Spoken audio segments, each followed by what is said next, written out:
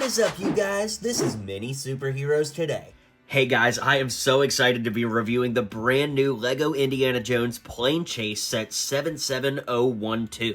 It's honestly pretty surreal to be reviewing new Indiana Jones LEGO sets, but as you guys know, this is my all-time favorite LEGO theme, and I'm so glad it's finally back. LEGO sent me this early to review, but all thoughts are my own. Now, this comes out on April 1st, 2023. It'll be $34.99 with 378 pieces. Starting with the minifigs, we have 3 all-new exclusive characters. The highlight, of course, is Indiana Jones, complete with his new hat and hair molding.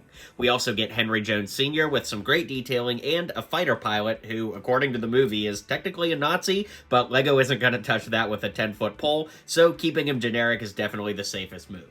Overall, the set is pretty darn cool. We're going to take a look at all of the details, and this, of course, is a remake of the classic 2009 Indiana Jones set. So, I'm also going to do a comparison video here on the channel very soon, so stay tuned for that, comparing the old set and the new one. But for now, let's take a look at the new one. For Indiana Jones, we get the new hat and hair mold that I was just talking about a moment ago, and in fact, you actually get an extra hat and hair to go with it. So, this will be perfect for upgrading your old Indiana Jones minifigs, and all 3 sets in this first wave have an exclusive Indiana minifig, with the most distinguishing feature on this one being the black necktie he has in The Last Crusade, of course.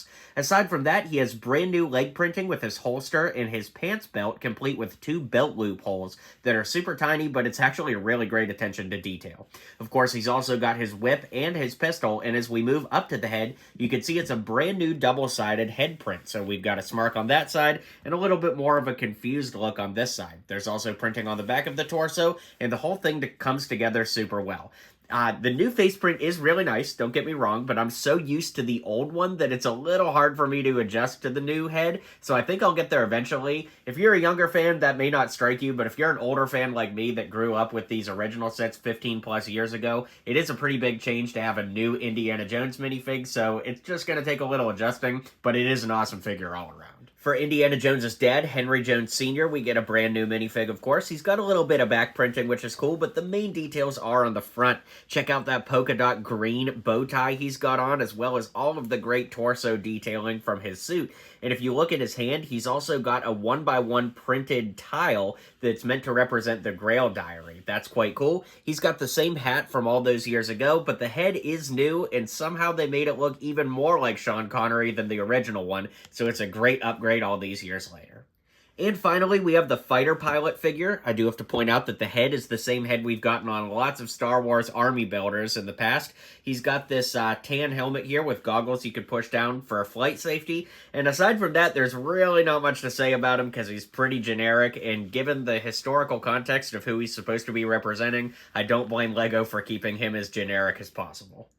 For the little street sign here, we get a Berlin point, and we also get a warning sign for the tunnel coming up, which is very, very cool. And it's just a nice little addition to give you that "we have to get to Berlin" Easter egg. So first, we'll take a look at the Getaway car. This is really awesome. It's based off of the Citroën that they drive in the movie. I think I got that pronunciation right, but I'm not French, so I don't know. Anyways, we've got some stickers here on both doors, which is kind of a disappointment, but it really doesn't matter.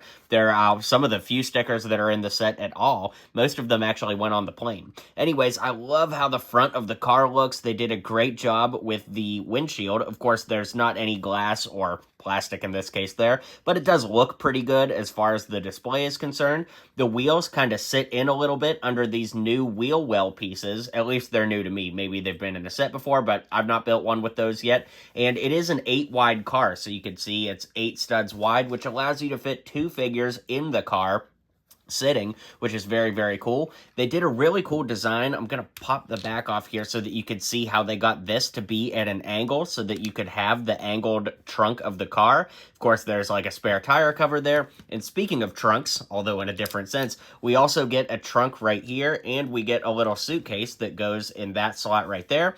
And again, I don't know if this trunk has been in some other sets. I've never seen it before though, so maybe it'll be new to some of you. We do get 2 studs on top, and it opens up to reveal reveal a pistol, and of course the umbrella that Indy's dad uses to scare away the birds on the beach a little bit later, so that's very, very cool. I'm going to go ahead and take both figures out of the car as well, so that you can see what the interior looks like. You can see there's the studs that they sit on, just like that. There's a little space in between them to accommodate for both of their hands. So overall, it's a really, really nice little car, and it's nice that they made it 8 wide so both figures can fit inside.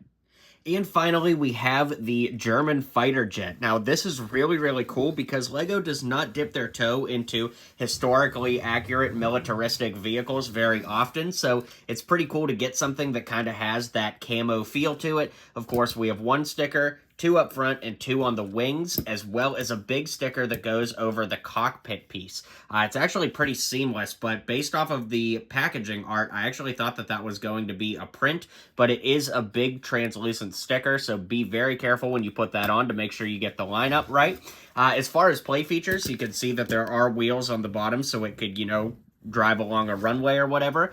Then, of course, we have the propeller up front that can spin, and then the best play feature, in my opinion, are the wings that come off. Now, you'll remember in the movie, it crashes through the tunnel, so the wings can be pushed off just like that, and we do have some fire pieces that are attached to the bottom, as well as some rounded pieces for stability, and you can even see that there's some translucent orange in there, so that when you get to that point of your play, you could see that the wings were on fire from having busted off of the main frame.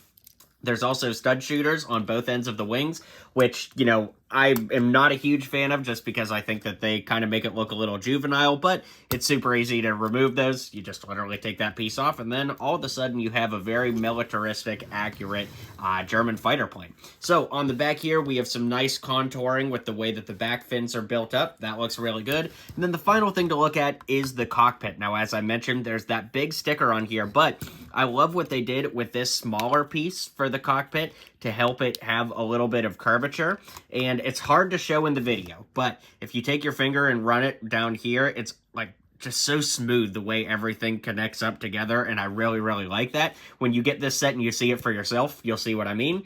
And of course, the cockpit uses these 2 studs to attach to these 2 front-facing studs where the pilot can sit inside.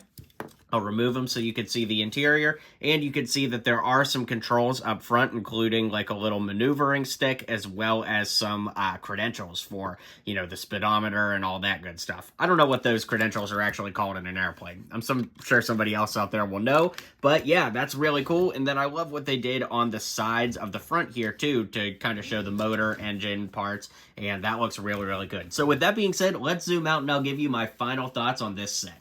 Alright guys, let me know what you think of this set in the comments down below. At 35 bucks, with this being my favorite theme, I've got to tell you, I think it's worth every single penny to pick this one up. But stay tuned because very soon I'll be doing a comparison on my channel comparing this set to the original from 2009. I'm really excited about that. Really excited to hear what you guys think comparing the 2 sets, and I'll catch you guys on the next video.